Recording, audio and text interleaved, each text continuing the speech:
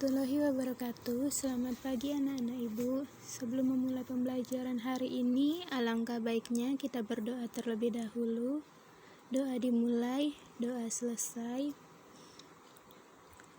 Pada minggu sebelumnya kita sudah mempelajari mengenai teks biografi. Kita sudah belajar mengenai pengertiannya, ciri-cirinya, fungsinya, dan tujuannya. Maka pada minggu ini kita akan lanjut ke materi berikutnya mengenai struktur teks biografi. Teks biografi memiliki 3 struktur. Struktur pertama ada orientasi.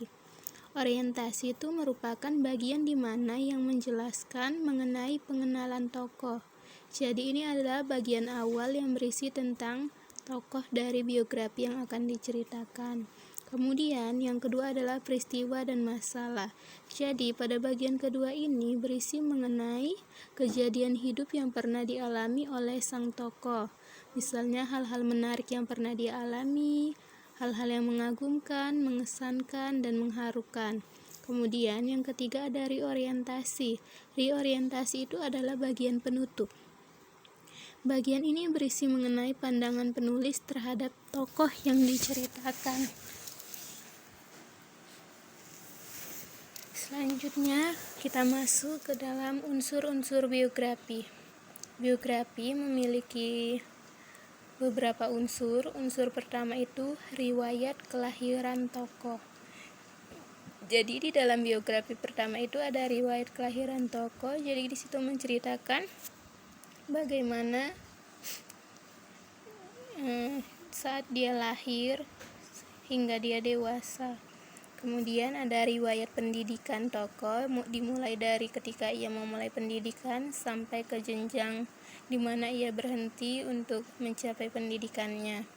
Kemudian juga ada riwayat membina keluarga. Jika dia sudah berkeluarga, maka akan diceritakan juga di dalamnya mengenai anaknya, istrinya. Kemudian adalah upaya meniti karir dan penghargaan yang pernah didapat oleh tokoh biografi. Kemudian ada juga unsur berikutnya, itu ada identitas tokoh. Jadi identitas tokoh itu berisi nama, tempat dan tanggal lahir, profesi ataupun pekerjaan, riwayat pendidikan. Kemudian ada pengalaman hidup tokoh, pandangan hidup tokoh, dan kebiasaan positif tokoh. Kemudian selanjutnya kita masuk ke dalam unsur kebahasaan teks biografi. Unsur pertama itu adalah kata penghubung.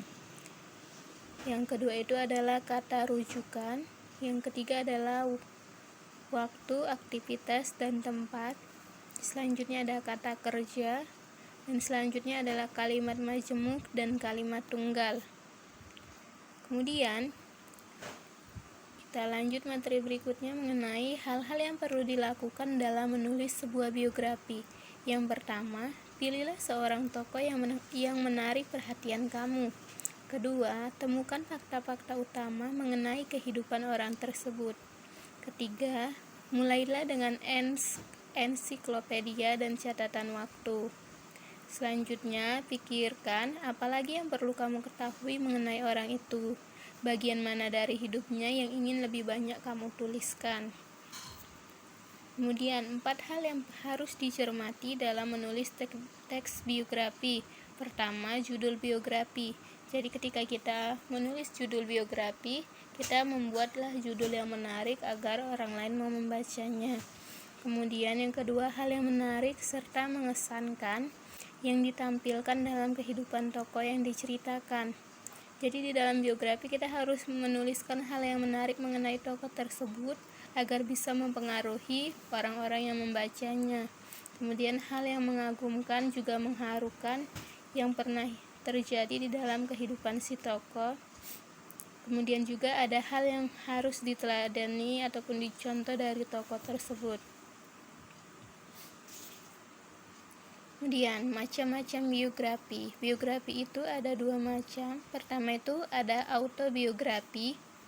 Itu ditulis oleh tokoh yang tercatat perjalanan hidupnya oleh tokoh itu sendiri. Jadi autobiografi itu kita sendiri yang menulis biografinya. Kemudian biografi itu ditulis oleh orang lain. Kemudian berdasarkan izin penulisannya dibagi dua. Pertama itu ada author-research biografi, yaitu biografi yang penulisannya seizin atau sepengetahuan tokoh di dalamnya. Jadi ketika kita ingin menulis biografi ini, kita harus meminta izin dulu terhadap orang yang ingin kita buat biografinya. Jika orang itu sudah tiada, maka kita harus minta izin kepada keluarganya. Selanjutnya ada unauthorized biografi, yaitu ditulis oleh seseorang tanpa sepengetahuan atau izin dari tokoh di dalamnya, biasanya karena telah wafat.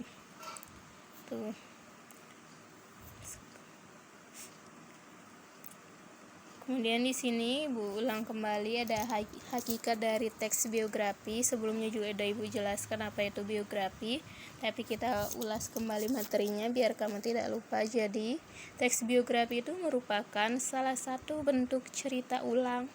Yang cerita ulang itu biasanya disajikan secara kronologis, yaitu mengikuti urutan waktu.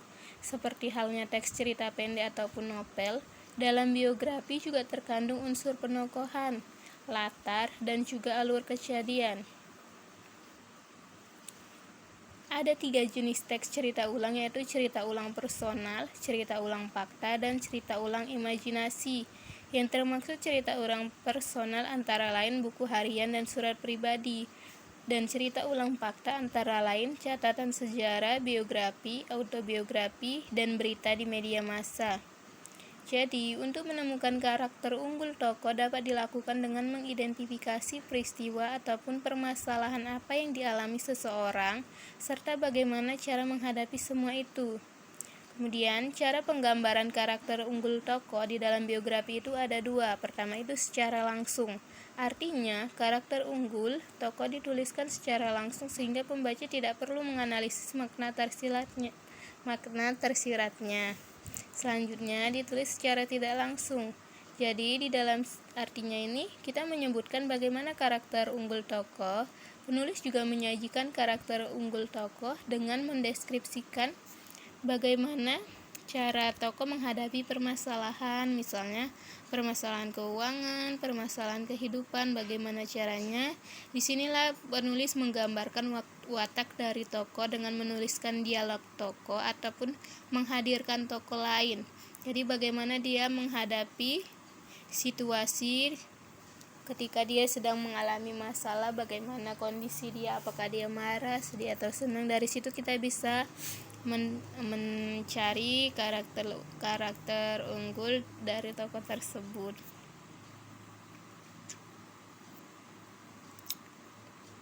Ya, tadi di dalamnya kan juga ada kaidah kebahasan teks biografi. Yang pertama itu ada menggunakan kata ganti orang ketiga tunggal, yaitu ia atau dia, ataupun juga beliau. Kata ganti ini digunakan secara bervariasi dengan penyebutan nama tokoh atau panggilan tokoh. Contohnya, Georgia, putra Papua, sangat menyukai pelajaran fisika. Ia berasal dari keluarga yang kurang mampu secara ekonomi. Berkat ketekunannya, si jenius dari Papua ini mendapatkan beasiswa hingga ke luar negeri. Meski kini telah sukses, Oge begitu biasanya dia dipanggil, tetap menjadi pribadi yang ramah dan tidak sombong. Jadi dari contoh teks ini, dia terdapat kata ganti orang ketiga tunggalnya itu ada kata ia dan dia. Kemudian yang kedua itu biasanya dia banyak menggunakan kata kerja tindakan untuk menjelaskan peristiwa-peristiwa atau perbuatan fisik yang dilakukan oleh tokoh. Contohnya belajar, membaca, berjalan, bekerja, melempar.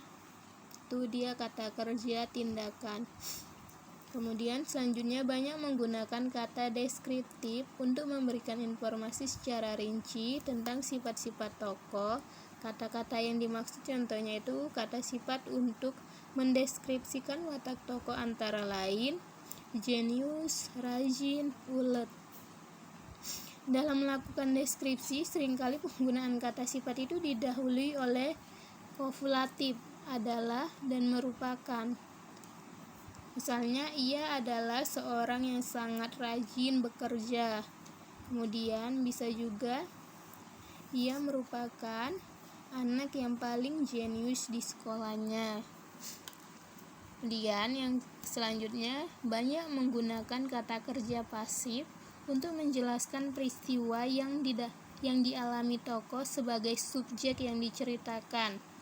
Contohnya itu kata kerja pasifnya diberi, ditugaskan, dipilih. Itu dia kata kerja pasif. Kemudian selanjutnya, banyak menggunakan kata kerja mental dalam rangka penggambaran peran tokoh. Contohnya memahami, menyetujui, menginspirasi, mencintai, itu dia masuk ke dalam kata kerja mental. Ataupun masuk juga ke dalam kata sifat. Banyak menggunakan kata sambung, kata depan, ataupun nomina yang berkenaan urutan dengan waktu. Contohnya sebelum, sudah, pada saat, kemudian. Dan hal ini terkait dengan pola teks cerita ulang yang pada umumnya bersifat kronologis, yaitu berdasarkan urutan waktu. Ya, sampai disinilah penjelasan Ibu hari ini. Jadi jika ada yang ingin ditanyakan, bisa ditanyakan melalui WhatsApp.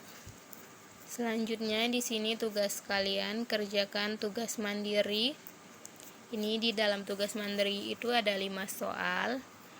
Dijawab aja langsung. Kemudian kerjakan latihan soal, itu ada pilihan berganda sebanyak 10 soal. Jadi langsung jawabannya aja ditulis. Misalnya di latihan soal itu jawaban pertama itu A, kamu tulis A itu apa isinya gitu. Kemudian kalau yang esai, tulis pertanyaannya aja. Misalnya analisislah struktur teks biografi di atas, kemudian langsung kamu jawab. Jadi nanti tugasnya kamu kerjakan di dalam buku latihan. Sekian pembelajaran hari ini Ibu akhiri. Wabillahi taufiq wal hidayah. Wassalamualaikum warahmatullahi wabarakatuh.